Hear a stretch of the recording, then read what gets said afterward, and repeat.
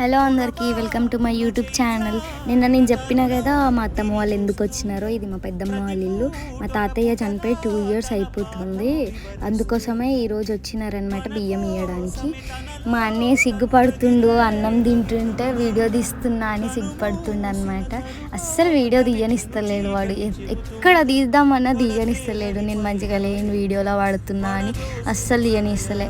ఆ మైదాకు తెంపింది ఉంటే అది మా ఇంటికి తీసుకొని వెళ్ళిపోతున్నా.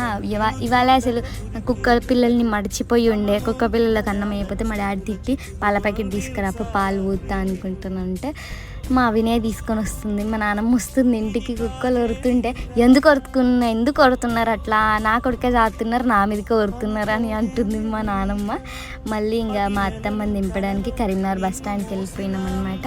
అత్తమ్మని బస్ ఎక్కిచ్చేసి ఇంటికి రాకుండా ఒక షాపింగ్ ఉండే. నెక్స్ట్ వీడియోలో చెప్తా. Bye, subscribe to my channel.